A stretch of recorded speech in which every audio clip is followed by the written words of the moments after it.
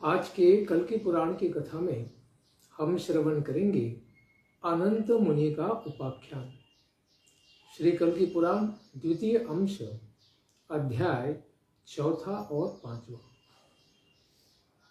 जब सारे राजागण और राजकुमार जो स्त्री भाव को प्राप्त हुए थे, ऐसे स्त्री देह से सबकी मुक्ति होने के पश्चात भगवान कल्की जी को सब राजाओं ने प्रणाम किया और सब लोगों ने भगवान से आशीर्वाद की कामना की। उसके पश्चात सूत गोस्वामी कहते हैं कि राजाओं के यह वचन सुनकर श्रेष्ठ पुरुषों में श्रेष्ठ भगवान कल्की जी ने उनके प्रति फिर वर्णाश्रम धर्म यानी ब्राह्मण, क्षत्रिय, वैश्य और शूद्र वर्णों के धर्म का वर्णन किया कि सब लोग अपना कर्तव्य पालन करें और कर्मों को उसी के अनुसार करें, जिससे सारे संसार का कल्याण हो सकता है। संसार में आसक्त और अनासक्त यानी संसार से विरक्त दोनों के ही जो कर्म है, यानी प्रवृत्ति मार्गी और निवृत्ति मार्गी, दोनों के ही कर्मों का उन्होंने भी वर्णन किया। इस प्रकार कल्की जी का विस्तार से उपदेश श्रवण करके राजाओं के हृदय पवित्र हो गए। फिर उन्होंने भगवान को प्रणाम किया और कल्की भगवान से उन्होंने अपनी पूर्वावस्था के विषय में प्रश्न पूछा कि हे प्रभु, स्त्रीत्व और पुरुषत्व के भेद से मनुष्यों की निवृत्ति किस प्रकार होती है? जरा, यौवन और बाल्यावस्था, उसी के साथ सुख दुख आदि के कारण क्या है? इनके अतिरिक्त भी जिन विषयों से हम सब अनभिज्ञ हैं, जिसके बारे में हमें ज्ञान नहीं है, उनका भी आप वर्णन कीजिए। इस प्रकार जब प्रश्न पूछा तो कल्की भगवान को सहसा किसी का स्मरण हुआ। तदा तदा कर्ण्य कल्कीर अनंत मुनिम अस्मरत। कहते हैं कि यह सब सुनकर, राजाओं के प्रश्नों को सुनकर कल्की भगवान ने अनंत मुनि का स्मरण किया। यह जानकर महान व्रती एवं दीर्घ काल से तीर्थ में निवास करने वाले मुनिवर अनंत फिर भगवान कल्की जी के दर्शन से अपनी मुक्ति संभव है, शीघ्र ही हो सकती है, इसीलिए तुरंत वहां पर उपस्थित हो जाते हैं। उन्होंने भगवान कल्की के पास आकर इस प्रकार से पूछा कि भगवान, मेरा क्या कर्तव्य है? मुझे क्या करना चाहिए? मुझे उस कर्तव्य पालन के लिए कहाँ जाना चाहिए? ये सब प्रश्न सुनकर कल्की जी थोड़ा स्मित हास्य करते हैं और मुनिवर से कहते हैं कि हे मुने, आपने मेरे सब किए हुए कर्म तो स्वयं दर्शन किए, इसलिए अदृष्ट को तो कोई काट नहीं सकता है और कर्म के बिना फल भी नहीं मिल सकता। भले ही भाग्य में बहुत सारा सुख लिखा हो, लेकिन उसके लिए जो आवश्यक कर्म है, अगर उस पात्रता को, उस कर्म को न किया जाए तो फिर उस कर्म का परिणाम पुण्य फल या आनंद जो भी है, सांसारिक सुख है, वह प्राप्त नहीं हो सकता। इसलिए कर्म तो करना आवश्यक है। यह सब सुनकर मुनिवर को तो बड़ी प्रसन्नता होती है। और फिर जब मुनि वहां से निकलने ही लगे भगवान को प्रणाम करके, तब उन्हें देखकर बड़े आश्चर्यचकित हुए राजागण भगवान कल्की जी से इस प्रकार से पूछते हैं, हे प्रभु, मुनिवर ने आपसे क्या प्रश्न पूछा और आपने उनको क्या उत्तर दिया? आपका कथोपकथन किस विषय में हुआ था? यह सब हमें विस्तार से सुनने की इच्छा है। न उनके प्रश्न हमें समझ में आए, न ही आपने उनको क्या उत्तर दिया, वो भी हमें समझ में नहीं आया है। इसलिए राजाओं की जिज्ञासा को सुन के भगवान कल्की जी ने कहा, हमारे कथोपकथन के विषय में इन शांत हृदय वाले मुनि से ही आप प्रश्न करो। कल्कि जी के वचन सुनकर वे सब श्रेष्ठ राजागण प्रश्न का भेद जानने के लिए मुनिवर अनंत जी को प्रणाम करते हैं और कहते हैं कि मुनिवर आप कृपा रुकिए और हमें इसके बारे में बताइए। उन्होंने कहा कि हे मुने, भगवान कल्कि जी से आपका कथोपकथन गूढ़ रूप से क्यों हुआ? हे प्रभु, इसका रहस्य तो हमें बताइए। मुनिवर कहते हैं कि पूर्व काल की बात है। पुरिका नाम की पुरी में वेदों में बड़े पारंगत विद्रुव नाम के एक धर्मज्ञ मुनि रहा करते थे और वही मेरे पिता थे। हे विभो, मेरी माता का नाम सोमा था। उसी पतिव्रता से मेरा भी जन्म हुआ, परंतु कर्म के फल के कारण मैं पुंसत्वहीन था, यानी पूरी तरह वे पुरुष नहीं थे, शक्तिहीन थे। इसीलिए वे कहते हैं कि इस प्रकार का मेरा जन्म हुआ देखकर मेरे माता पिता को बड़ा ही दुख हुआ। मेरी आकृति निंदा योग्य थी। यह देखकर दुख, शोक और भय से व्याकुल हुए उनके पिताजी फिर शिव वन में जाकर धूप, दीप, गंध आदि से भगवान की विधिवत पूजा करके इस प्रकार शिव जी की स्तुति करने लगे। हे शिव जी महाराज, आप तो शांत स्वरूप हैं।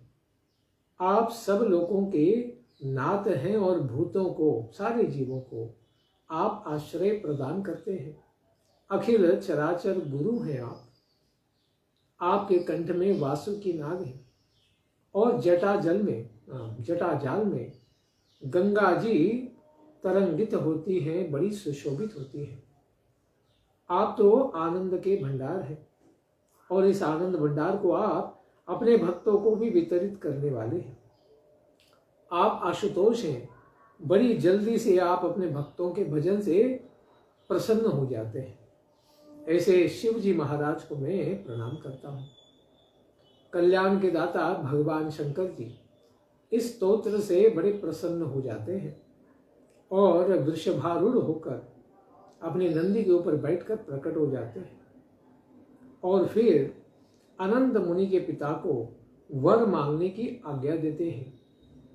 तब फिर अनंत मुनि के पिता विद्रुव मुनि इस प्रकार से उनसे कहते हैं कि हे नाथ, मेरा पुत्र कर्म फल के अधीन होकर पुंसत्वहीन है, इससे मैं अत्यंत दुखी हूं। तब फिर भगवान शिव जी ने हंसकर इस प्रकार से अनंत मुनि को, जो विद्रुव मुनि के पुत्र हैं, उनको वर दिया कि यह पुंसत्व, पुरुषत्व से युक्त हो जाएंगे, उनकी कमी हट जाएगी। और माता पार्वती जी ने भी उनकी इसी बात का, यानी वर देने के लिए अनुमोदन किया। दोनों ने आशीर्वाद दिया। इस प्रकार भगवान शिव जी और माता पार्वती का दर्शन करके उनसे आशीर्वाद का लाभ लेकर उनके पिताजी फिर वापस घर लौट आते हैं और फिर तब अनंत मुनि को पुरुषाकार हुआ देखकर माता के सहित बड़े ही प्रसन्न हो जाते हैं। फिर जब अनंत मुनि आगे जाकर काल के प्रभाव में 12 वर्ष के हो जाते हैं, तब वे बंधु बांधवों सहित मौज मनाते हुए उनका विवाह कर दिया जाता है। यज्ञरात की पुत्री को उनकी भार्या के रूप में प्राप्त करके वे बड़े ही संतुष्ट होते हैं, प्रसन्न हो जाते हैं और गृहस्थाश्रम में प्रवेश करके उस अत्यंत रूपवती एवं माननीय स्त्री के वशीभूत हो जाते हैं। फिर कुछ काल बीतने पर उनके माता पिता भी देह त्याग करके कैलाश धाम को चले जाते हैं। भगवान शिव जी के उपासक थे, उन्हीं की सेवा में वे चले जाते हैं। तब फिर अनंत मुनि अपने सुहृदों और ब्राह्मणों के साथ उनका परलोक संस्कार कराते हैं, श्राद्ध आदि पिंडदान आदि कराते हैं। माता पिता का मृतक संस्कार करके वे मुनिवर अनेक ब्राह्मणों को भोजन कराते हैं। फिर उनके विरह से दुखी होकर अनंत मुनि भगवान विष्णु जी की आराधना करते हैं।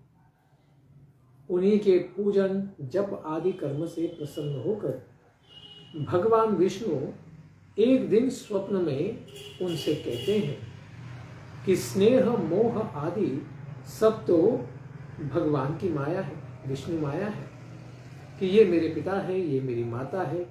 इस प्रकार की ममता जिनके चित्त को व्याकुल करती है, तो उन्हें समझ लेना चाहिए कि इस शोक दुख भय उद्वेग वृद्धावस्था और मृत्यु आदि के क्लेश रूप कारण ये सब मेरी माया मात्र है। भगवान की इस सुंदर वाणी को सुनकर अनंत मुनि जैसे ही प्रतिवाद करने को प्रसन्न आगे बढ़ते हैं, वैसे ही भगवान अंतर्धान हो जाते हैं और उनकी नींद यानी सपना टूट जाता है।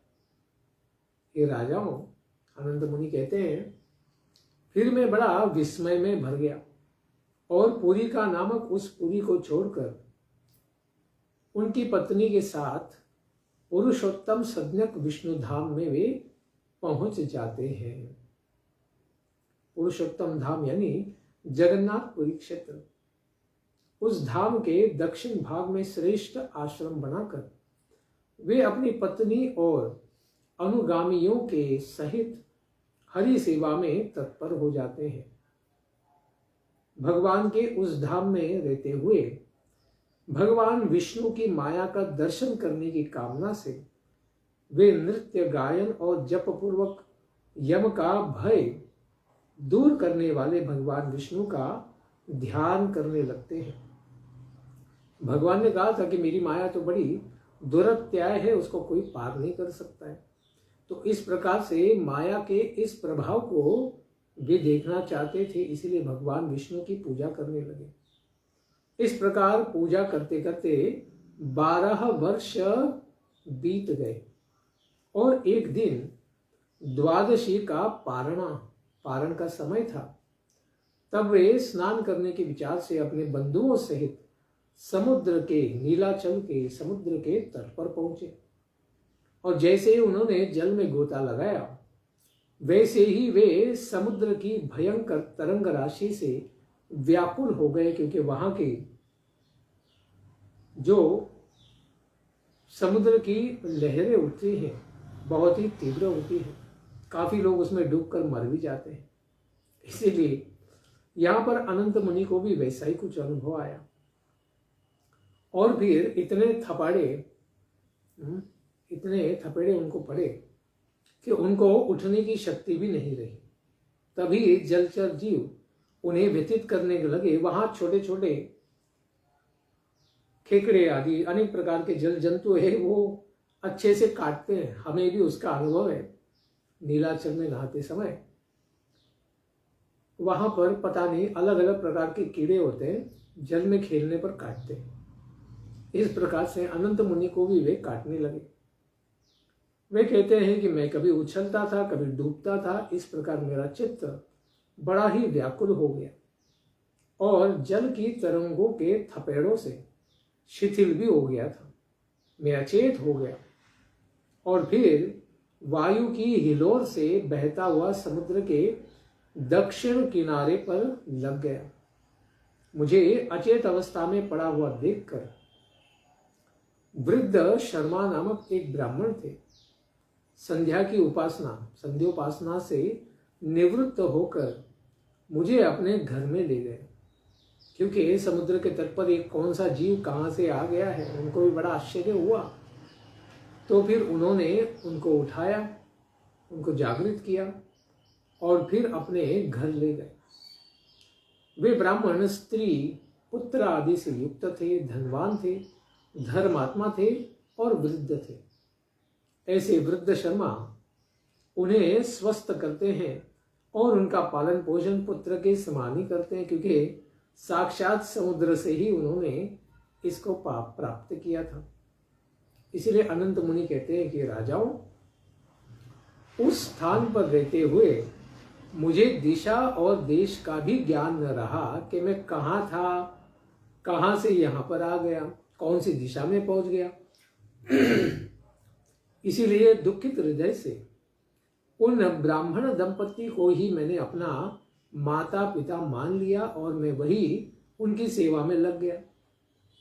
उन ब्राह्मण ने मुझे सब प्रकार से वेद धर्म का अनुष्ठाता जानकर विनय पूर्वक अपनी कन्या का दान भी कर दिया। उनकी विवाह का प्रसंग भी हुआ क्योंकि उन्हें कन्यादान कर दिया गया। उस तप्त स्वर्ण जैसे वर्ण वाली रूपशील और गुणों से युक्त कन्या का नाम चारुमती था। उस मानिनी को भार्या रूप में प्राप्त करके अनंत मुनि बड़े विस्मय में पड़ गए। इस प्रकार चारुमती के द्वारा उनकी अच्छे प्रकार से सेवा करने के कारण वे बड़े संतुष्ट रहे और जीवन के विभिन्न सुखों का उन्होंने उपभोग किया। उसी के द्वारा पत्नी के संपर्क के कारण उनके 5 पुत्र उत्पन्न हुए और निरंतर उनके सुख की वृद्धि होती ही रही। समय बीतता गया। उनके जो 5 पुत्र हुए उनके नाम थे जय, विजय, कमल, विमल और बुध। इस प्रकार उनके नाम रखे गए। अनंत मुनि स्वजनों और पुत्रों से युक्त तथा विविध प्रकार के धनों के स्वामी होकर मानो इंद्र के समान ही पूजनीय और क्षेत्र में बड़े प्रसिद्ध हो गए पूजा पाठ करके। जब उन्होंने अपने ज्येष्ठ पुत्र बुध का विवाह करने का विचार किया तब फिर धर्मसार नामक एक ब्राह्मण ने अपनी कन्या देने की इच्छा उनको प्रकट की। फिर उसने उनकी कन्या का विवाह संस्कार करने के लिए, कन्यादान करने के लिए वेदज्ञ ब्राह्मणों को बुलाकर अभ्युदय आदि कर्म को पूर्ण कराया। उस समय स्वर्णाभूषणों से विभूषित स्त्रियां वाद्य, गीत और नृत्य कर रही थी। बड़ा ही सुंदर उत्सव मनाया गया। तब भी अनंत मुनि पुत्र के अभ्युदय की अभिलाषा करके पितर, देवता और ऋषियों का तर्पण करने के लिए समुद्र के किनारे चले जाते हैं और जब वे स्नान तर्पण आदि से निवृत्त होकर जल से निकलकर तट की ओर चलते ही हैं, उसी क्षण वे देखते हैं कि उनके पहले के सभी बंधु बांधव संध्या आदि कर्म वहां पर कर रहे हैं। जो उस समुद्र में वे जल के द्वारा लाए गए थे उसके पूर्व में उनके जो बंधु बांधव थे वे सब वहां पर कुछ कर्म कर रहे थे। इस प्रकार ये सब देखकर उनका मन बड़ा ही उद्विग्न हो उठा। बहुत सारा समय बीत गया था और इतने समय में उनका अपने पूर्व परिवार या ग्राम से किसी से भी संबंध नहीं रहा था। एकाएक भगवान की कृपा से उनका दर्शन उनको हुआ और उनका मन बड़ा उद्विग्न हो गया। इसलिए वे कहते हैं कि राजाओं, पुरुषोत्तम धाम में रहने वाले उन ब्राह्मणों को भगवान विष्णु की सेवा और पुनः द्वादशी के पारण में तत्पर देखकर, क्योंकि द्वादशी के पारण में ही वे वहां से बिछड़कर यहाँ आए थे और आज वही तिथि है, द्वादशी के पारण का समय था। इन सबको उसी प्रकार से देखकर वे बड़े चकित हो जाते हैं। उनका रूप और वय में पहले से कुछ भी परिवर्तन न हुआ देखकर, यानी वे पहले की ही तरह एकदम हृष्ट पुष्ट और नवतरुण लग रहे थे। इस प्रकार से देखकर और बड़े विस्मय पूर्वक वे अपने बंधु बांधवों को देखकर उस प्रकार से वे कहने लगते हैं कि हे अनंत, तुम तो विष्णु भक्त हो, क्या तुमने जल अथवा स्थल में कभी कुछ ऐसा दृश्य देखा था जिससे इतने व्यग्रचित्त दिखाई दे रहे हो? यानी पूर्व में कभी तुमने जल में कुछ विशेष देखा था क्या? और यदि कुछ देखा भी हो तो बताओ। और विस्मय को छोड़कर अभी द्वादशी व्रत का पारण करो। और यह सब सुनकर अनंत मुनि कहते हैं कि मैंने कहीं कुछ भी नहीं देखा या सुना है, परंतु मैं काम से मोहित होकर दुर्बल हृदय का हो गया हूँ, क्योंकि उन्होंने विवाह भी किया और 5 पुत्रों को भी उत्पन्न किया। अभी तो सबसे बड़े पुत्र का विवाह भी संपन्न हो रहा है। इसलिए वे कहते हैं कि वे भगवान श्री हरि की माया से ही विमूढ़ और व्याकुल इंद्रिय वाले हो गए हैं। उनका मन उनके हाथ से छूट चुका है और वे स्नेह और मोह के वशीभूत होकर आत्मविस्मृति को प्राप्त हो चुके हैं, परंतु इस बात को कौन जानता है। इस प्रकार वे भार्या, धन के भंडार और पुत्र के विवाह आदि में अत्यंत अनुरक्त, शोक और दुख से युक्त हो गए और वे सोचने लगे कि मैं अनंत कौन हूं, परंतु कुछ भी नहीं समझ पाए। सभी विषय मानो स्वप्न के ही समान लगने लगे। तभी उनकी मानिनी पत्नी उनके वश हुए। ये अनंत मुनि और मूढ़ के समान अवस्था में देखकर उनके पास आकर रोती हुई चिल्लाने लगी कि हा हा, ये सब क्या हो गया। वहां अपनी पूर्व भार्या को इस प्रकार देखकर और फिर उन स्त्री पुरुषों का स्मरण करके अत्यंत कातर हृदय हो गए, क्योंकि पूर्व में भी उनकी भार्या थी और अभी दूसरी भार्या भी हो गई थी। इस प्रकार वे अत्यंत संतप्त हो उठे। तभी एक धीर, सर्वज्ञानी, पूर्ण धर्मज्ञ, सूर्य के समान ही तेजस्वी, सतोगुण वृद्ध, शांत, शुद्ध और संसार शोक का नाश करने में समर्थ परमहंस उन्हें ज्ञान देने के निमित्त वहां पर उपस्थित हो गए भगवान की कृपा से। तभी अनंत मुनि के बांधवों ने उनका पूजन किया और अनंत मुनि के कल्याण का उपाय वे सब उन मुनिवर से पूछने लगे। अध्याय 5 की शुरुआत होती है। सूत गोस्वामी जी कहते हैं, यथोचित भिक्षा प्राप्त करके परमहंस मुनि जो वहां प्रकट हो रहे थे, जब अपने आसन पर विराजमान हो गए, तब पुरुषोत्तम तीर्थ जगन्नाथपुरी के निवासियों ने उनसे जो भी प्रश्न पूछा था, ऐसे अनंत मुनि का उद्धार कैसे करें, तो वे अनंत का शरीर रोग रहित कब होगा, यानी उनका मानसिक जो विकार है, काम विकार है, और यहाँ वे कैसे फंस गए, उससे वे कैसे मुक्त होंगे। तो परमहंस मुनि ने उनके प्रश्न का तात्पर्य जानकर और अनंत मुनि को अपने समक्ष ही स्थित देखकर उन्होंने कहा कि हे अनंत, तुम अपनी पत्नी चारुमती और सबसे बड़े पुत्र बुध आदि 5 पुत्र धन रत्न आदि से युक्त भवन आदि सबको त्याग कर यहाँ कब आए थे? क्या आज तुम्हारे पुत्र का विवाह दिवस है? मैं आज भी तुम्हें इस समुद्र तट पर घूमते हुए देखता हूं। वहां के सभी धार्मिक व्यक्ति तुम्हारा बड़ा आदर सत्कार करते हैं, तुम बड़े प्रसिद्ध हो और मैं भी आज निमंत्रित हूं, परंतु तुम यहां आकर शोक से संतप्त हो रहे हो। इस प्रकार से मैं तुम्हें देखता हूं। हे प्रभु, वहां तो तुम 70 वर्ष के वृद्ध थे, परंतु यहां तो तुम 30 वर्ष के युवक कैसे दिखाई दे रहे हो। वैसे काल की गणना में तो व्यक्ति वृद्ध ही होता जाता है, लेकिन तुम वृद्धावस्था में तो हो नहीं, तुम तो जवान हो गए, वो भी 40 वर्ष से जवान हो गए। तुम्हारी इस सहायिका भार्या को मैंने वहां कभी भी नहीं देखा। मैं भी यह नहीं जानता कि मैं इस स्थान पर कहां से और किस प्रकार से अनायास ही आ चुका हूं, तथा मुझे यहां कौन ले आया है। क्या तुम वही अनंत मुनि हो या फिर और कोई व्यक्ति हो? मैं भी वही भिक्षुक हूं या फिर मैं भी कोई अन्य व्यक्ति हूं? यहां मेरा और तुम्हारा मिलन भी इंद्रजाल के समान ही कोई माया प्रतीत होता है। तुम अपने धर्म का पालन करने वाले गृहस्थ हो और मैं परमार्थ चिंतक भिक्षुक हूं। यहाँ हम और तुम दोनों का यह पारस्परिक संवाद एक बालक और उन्मत्त के संवाद के समान निरर्थक है।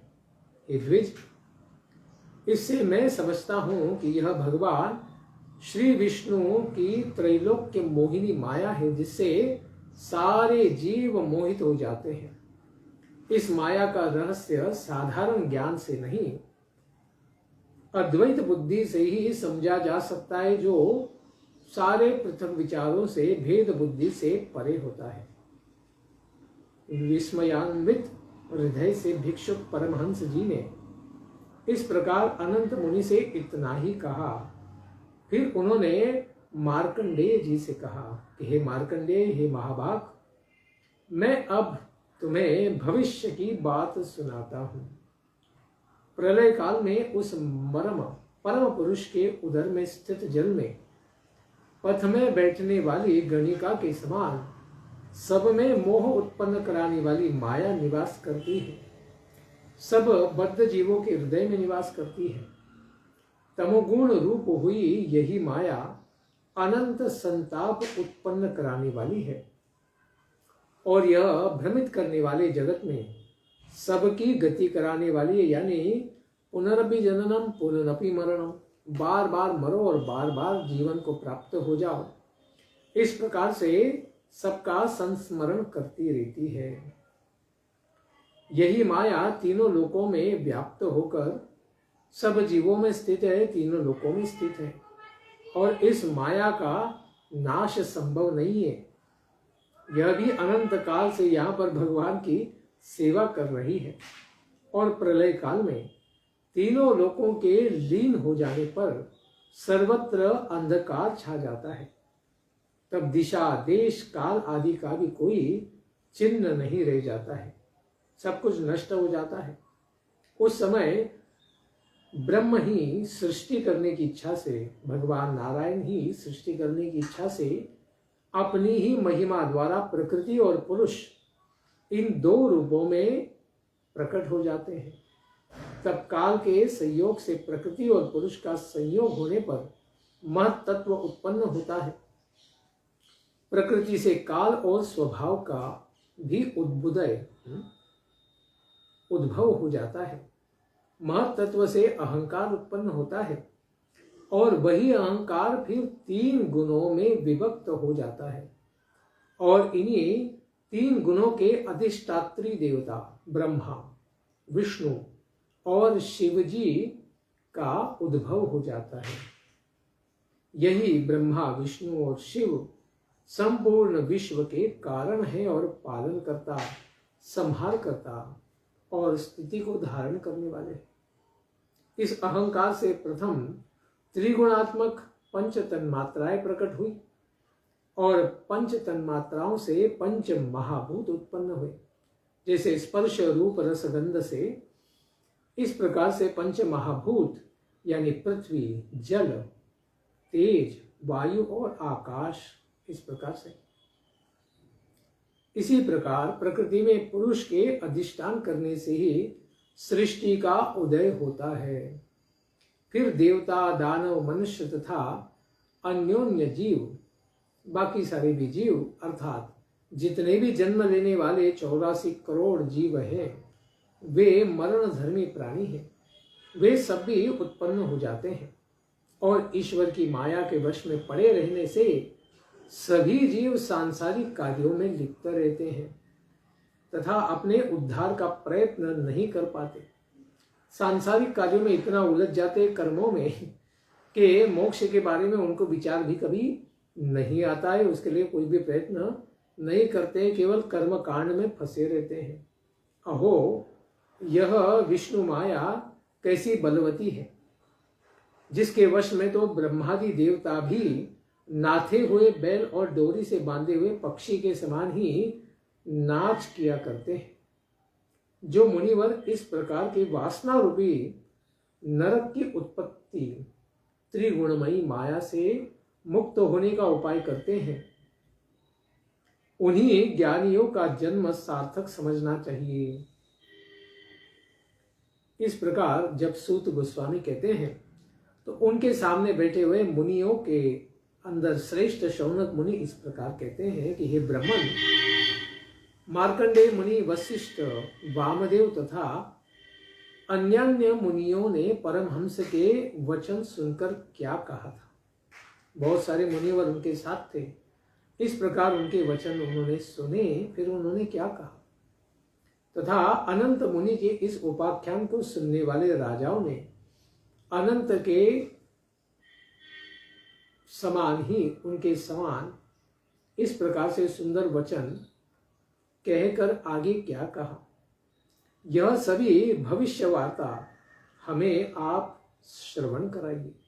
वैसे तो भविष्य में घटित होने वाले उनके अनुसार, इसीलिए इस प्रकार से पूछते हैं।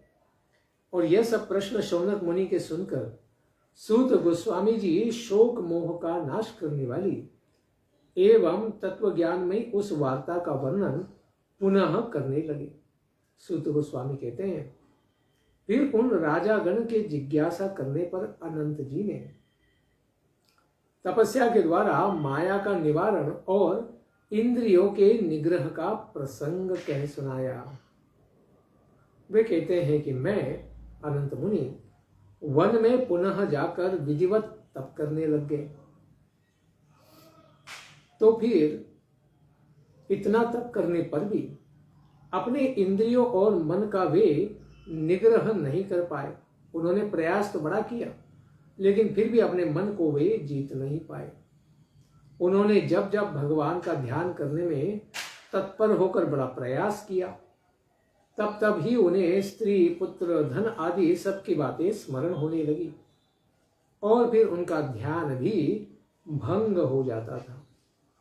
इस प्रकार स्त्री, पुत्र तथा धन आदि का स्मरण होते ही उनकी अंतरात्मा दुख, शोक और भय से व्याकुल हो जाती। इस प्रकार ध्यान में बाधा बड़ी उपस्थित हो गई। उन्होंने पुनः यह विचार करके कि इंद्रिय निग्रह से मन भी वश में हो जाएगा, इंद्रियों के निग्रह का ही उन्होंने संकल्प किया। ऐसा संकल्प करके जब वे इंद्रियों के दमन में तत्पर हो गए, तब इंद्रियों के अधिष्ठात्री देवता उनकी ओर ताकने लगे, क्योंकि सारे इंद्रियों के अलग अलग देवता हैं। विराट रूप के वर्णन में श्रीमद् भागवतम की लीला में तीसरे स्कंद में हमने इसका श्रवण किया है कि कौन कौन से इंद्रिय की कौन कौन सी देवता है। तो वे सारी देवताएं उनके प्रति बड़े आश्चर्यचकित भाव से देखने लगे। तब दशों इंद्रियों के अधिष्ठात्री देवताओं ने साक्षात प्रकट होकर उनसे कहा कि हे अनंत, हम दिशा, वात, प्रचेता, अश्विद्वय, अग्नि, इंद्र, उपेंद्र और मित्र देवता हैं। हम 10 इंद्रियों के अधिष्ठात्री देवगण तुम्हारे देह में स्थित हैं। हमको नखाग्र से छिन्न भिन्न करना सर्वथा अनुचित है। हमारा नाश तुम कर रहे हो, ये अनुचित है। इस प्रकार मन को वश करने के प्रयत्न करने से तुम्हारा कोई भी कल्याण नहीं होगा। इंद्रियों के छेदन भेदन से मर्मस्थल हृदय आहत हो जाएगा, तो तुम्हारी मृत्यु ही हो जाएगी। तुम्हें कोई ज्ञान की प्राप्ति नहीं होगी। अंधे, बहरे अथवा विकल इंद्रियों वाले जीव भी इस निर्जन वन में वास करते हुए विषयासक्त ही दिखाई देते हैं। वे भी अपने जाति के कीड़ों के प्रति आकर्षित हो जाते हैं। इस प्रकार सारे जीव भ्रमित ही हैं। जीव रूपी गृहस्थ का घर यह देह ही है तथा मन की अनुगता बुद्धि ही इसकी भार्या यानी पत्नी रूप है। इस प्रकार हम सभी उस बुद्धि रूपी भार्या के ही अनुगत रहते हैं। इसलिए व्यक्ति जो काम रूपिणी अपनी भार्या है, जो काम से पीड़ित है, उसी को प्रसन्न करने के लिए दिन रात प्रयत्न करते रहते हैं। सभी जीव अपने कर्म के ही वश में है। मोक्ष और बंधन का कारण मन है। गीता में भी कहा गया है, कारणम बंध मोक्षयोः मन एव ही मनुष्यानाम। मनुष्य का मन ही जब मलिन हो जाता है, इंद्रियों में आसक्त हो जाता है तो बंधन का कारण है, और जब अनासक्त हो जाता है तो मोक्ष का कारण है। भगवान श्री विष्णु प्रभु की माया का अनुगत हुआ यह मन ही इस लोलुप प्राणी को भव चक्र में डालता रहता है, पुनः पुनः इसकी धुलाई करता रहता है। इसलिए यदि मन का निग्रह करना है तो भगवान विष्णु की भक्ति करो। केवल तप करके अपने बस बाल नोचने से खून निकलेगा, दुख होगा, और कोई तुम्हें आत्म साक्षात्कार नहीं होगा। इसलिए तुम क्या करो, भगवान विष्णु की भक्ति करो, क्योंकि वही सब कर्मों की दाहिका और मोक्ष सुख के देने वाले हैं। उनकी भगवान की भक्ति ही ज्ञान और वैराग्य को अनायास ही दान में देने वाली यह भगवान विष्णु की भक्ति देवी है। भागवत में भी इसका वर्णन है। इसलिए हरि भक्ति ही इस संसार में द्वैत अद्वैत का ज्ञान और आनंद और संदेह को पार कराने वाली है। उसी के द्वारा जीव कोश का दमन संभव है। इस प्रकार कल की भगवान के दर्शन करने से ही तुम मोक्ष को प्राप्त हो जाओगे। इस प्रकार वे परमहंस मुनि का यह उपदेश सुनकर अनंत मुनि भगवान की भक्ति सहित भगवान केशव का पूजन करके कली कुल नाशक कल की रूप भगवान श्री कृष्ण के दर्शनार्थ इस प्रकार से यहाँ उपस्थित होते हैं। वही यहाँ पर आकर जो भगवान को कुछ लोग निराकार मानते हैं, कोई ब्रह्म मानते हैं, कोई परमात्मा तो कोई भगवान मानते हैं। इस प्रकार से भगवान के रूप का दर्शन करता हुआ इस प्रकार से अभी सारे संसार में विचरण करने की इच्छा करता है। ऐसे भगवान जिनके चरण देखना बड़ा ही दुर्लभ है, ऐसे भगवान परमात्मा के चरण स्पर्श का सौभाग्य उन्हें भगवान की भक्ति करने से ही प्राप्त होता है। इस प्रकार वे अनंत मुनि भगवान विष्णु के महान भक्त बने। भगवान का उन्हें विशेष दर्शन प्राप्त हुआ, सौभाग्य का उदय हुआ, और इस प्रकार भगवान की विशेष भक्तिमय वाणी से उनका कल्याण हुआ और उन्होंने भगवान के साक्षात वाणी का भी श्रवण किया। इस प्रकार अपने उपाख्यान को कहकर अत्यंत हर्षित होकर अनंत मुनिवर पद्मपत्राक्ष एवं पद्मावती के पति लक्ष्मीपति भगवान कल्की को नमस्कार करके फिर वहां से सबसे विदाई मांगते हैं और वहां से आगे यात्रा के लिए चले जाते हैं। ऐसे मुनिवर अनंत के इन वचनों को सुनकर सारे राजा और राजपुत्रगण इन्होंने भी उनके ही समान व्रत आदि का अनुष्ठान किया, भगवान विष्णु की भक्ति की और पद्मा सहित भगवान कल्की जी का पूजन किया और फिर निर्वाण पदवी को प्राप्त हुए, यानी उन्हें भी मोक्ष की प्राप्ति हो गई। तो शुक आगे कहते हैं कि अनंत मुनिवर के इस कथा को पढ़ने से, श्रवण करने से, कीर्तन करने से अज्ञान रूपी हृदय में बैठा हुआ जो भयानक अंधकार है वह सर्वथा दूर हो जाता है तथा भव माया से छुटकारा प्राप्त हो जाता है। संसार बंधन से मोक्ष की प्राप्ति हो जाती है। इतने महान फल प्राप्त होते हैं भगवान के कथा को, अनंत मुनि के उपाख्यान को श्रवण करने से। जो भी धर्मात्मा पुरुष भगवान विष्णु की सेवा में तत्पर रहकर भजन करने का प्रयास भी करता है और वासना जनित भव सिंधु में गोते लगाता रहता है, खास करके गृहस्थी जन बड़े ही पीड़ित होते हैं, वे इस दिव्य अनंत मुनि के उपाख्यान प्रसंग के द्वारा अभेद ज्ञान स्वरूप उल्लसित हुई तीक्ष्ण तलवार को धारण करके जो गुह्यात गुह्यतरम में भगवान के विषय में सर्वात गुह्यतम विषय है भगवान की विष्णु की भक्ति करना।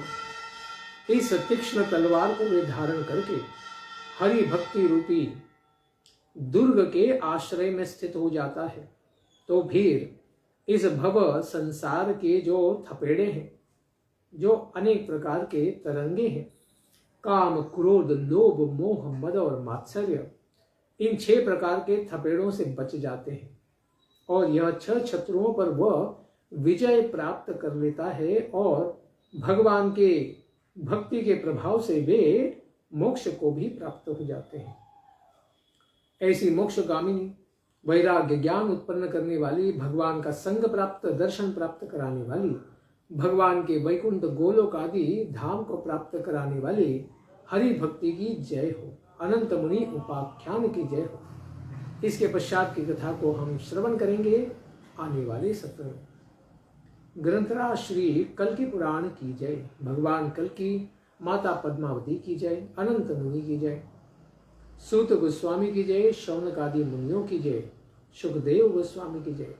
निताय गौर प्रेमानंदे, हरि हरि बोल। जय जय श्री राधेश्याम, जय जय श्री वृंदावन धाम।